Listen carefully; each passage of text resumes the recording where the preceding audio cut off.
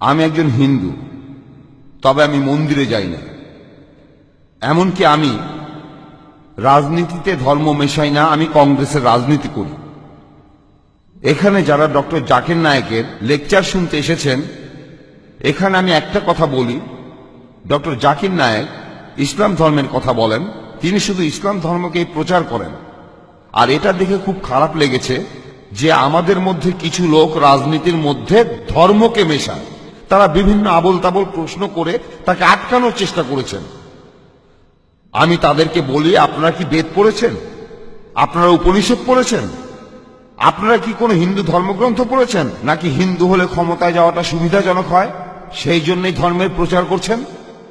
এখানে আমি বলবো, যথেষ্ট শ্রদ্ধা নিয়েই বলবো, আজকে আমি একজন মুসলমান পণ্ডিতের কথা শুনলাম, যিনি আজ আমাদের বিভিন্ন কথা বললেন। কথাগুলো মানি বা না মানি সেটা আলাদা ব্যাপার।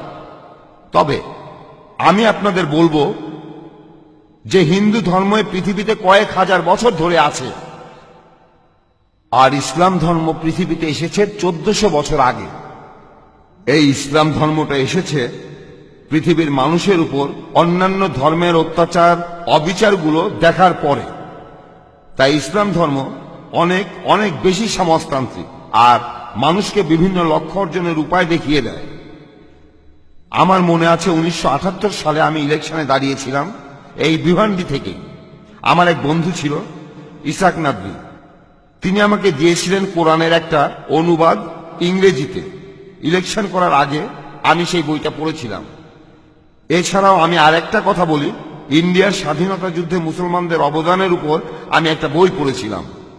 আর এখানে আমি আপনাদের বলছি, বিশেষ করে হিন্দু শ্রোতাদের বলছি, আমাদের মধ্যে ওয়াহাবি রায় প্রথম ব্রিটিশদের সাথে যুদ্ধ করেছিল 1833 সালে। ইন্ডিয়া হিন্দুরা প্রথম স্বাধীনতার জন্য যুদ্ধ করেনি, মুসলমানরাই প্রথম স্বাধীনতার জন্য যুদ্ধ করেছিল। তবে বেশিরভাগ মানুষ সেটা জানে না। এটা আমাদের দেশের জন্য একটা দুর্ভাগ্য। তবে এটা আরো দুর্ভাগ্যজনক যে কিছু লোক ধর্মকেই অস্ত্র বানায় আর রাজনীতিতে ব্যবহার করে মানুষের ধর্মীয় অনুভূতিকে। এই লেকচার শুনে আমি মুগ্ধ হয়েছি, আমি অনেক কিছু শিখেছি। আমি ডক্টর জাকিরের সব কথাই মেনে নেব না, এভাবে তিনি চিন্তা করেন, আর এটাকে আমাদের অবশ্যই গুরুত্ব দেওয়া উচিত। আমি তার কাছে কৃতজ্ঞ। আপনাদের ধন্যবাদ।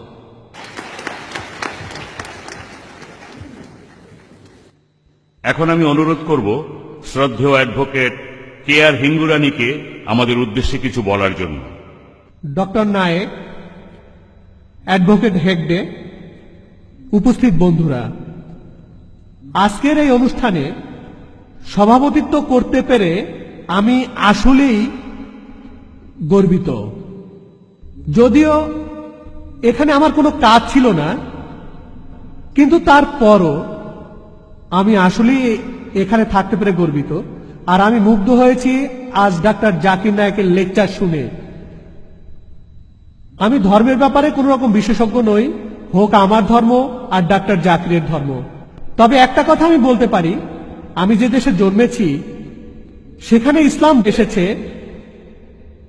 এদেশে ইসলাম এসেছে। আমার জন্ম হয়েছে সিন্ধু প্রদেশে।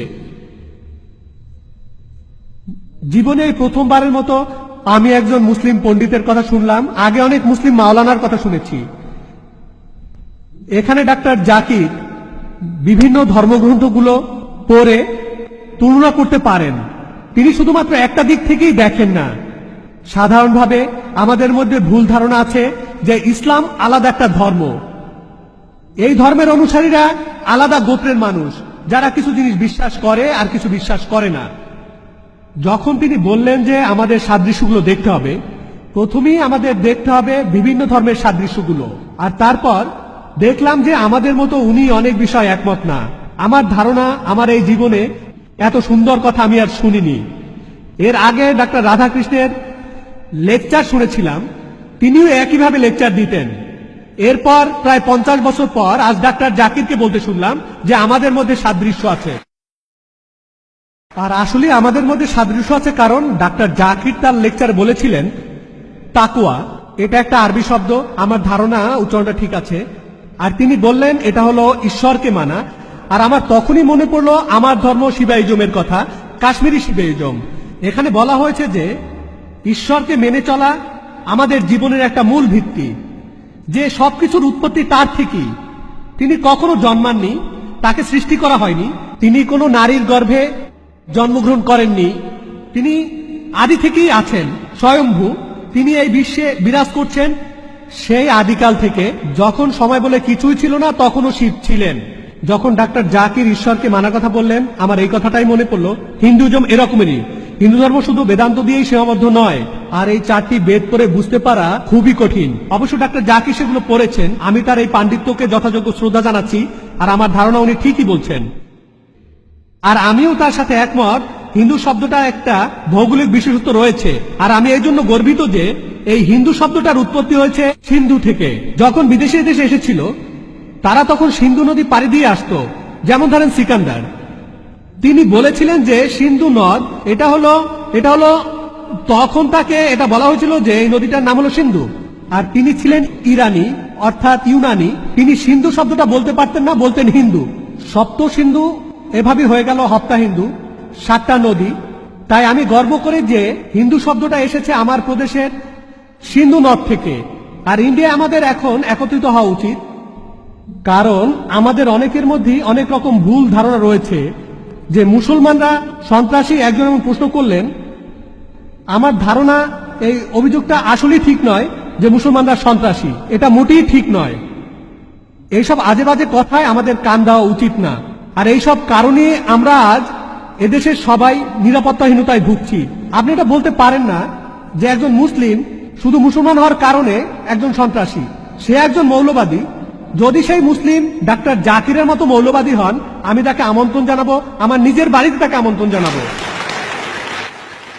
আর আপনারা এ কথাও জানেন, অবশ্য বলতে না চাইলেও কথাটা আমি বাধ্য হয়ে বলছি, কারণ আজকের এই লেকচার আমার কাছে আসলেই বেশ ভালো লেগেছে। তাই বলি, এই 2-3 দিন আগে এখানকার পেপারে একটা খবর এসেছিল যে দুবাইয়ে দাউদ ইব্রাহিমের ডান হাত হিসাবে কাজ করে একজন হিন্দু। আমি এখানে ডক্টর রমেশ শর্মার কথা বলছি। তার সম্পর্কে কথা চালু আছে যে তিনিই নাকি দাউদ ইব্রাহিমের সব আদেশগুলোকে কাজে পরিণত করেন। এখন আপনি কি বলবেন, সন্ত্রাসী কি একজন হিন্দু নাকি মুসলিম? তাই এই কথাগুলো ভুলে যান, ইতিহাসের অন্যায় অবিচারগুলো ভুলে যান। মুসলমানদের মধ্যে খারাপ রাজা ছিল, হিন্দুদের মধ্যেও খারাপ রাজা ছিল, তাদের সবারই অনেক অন্যায় ছিল। তবে এখানে আপনি ডাক্তার জাকিরের বিরোধিতা করে একথা বলতে পারেন না যে আলাউদ্দিন খিলজি তার আমলে অন্যায় করেছিলেন, অথবা আওরঙ্গজেব তার ভাইদের সাথে অন্যায় করেছিলেন, বা আকবর অন্যায় করেছিলেন। এগুলো কোনো মানে হয় না, এগুলো সবই হলো ইতিহাস। এগুলো থেকে আমাদের শিখতে হবে। আপনারা যদি এদেশে থাকতে চান তাহলে বিভিন্ন গোত্রের মধ্যে সাদৃশ্যগুলো দেখুন, সেগুলোই দেখেন। আমি ডাক্তার জাকির নায়েককে অনুরোধ করব বিভিন্ন হিন্দু সমাবেশে গিয়ে তিনি যেন ইসলামকে এভাবে সবার সামনে তুলে ধরেন। আর এখানে যদি আমার কথা বলেন তাহলে আমি বলবো যে ইসলাম পৃথিবীর মহান সৃষ্টিগুলোর মধ্যে একটা। এতক্ষণ আমার কথা শোনার জন্য ধন্যবাদ, অনেক ধন্যবাদ।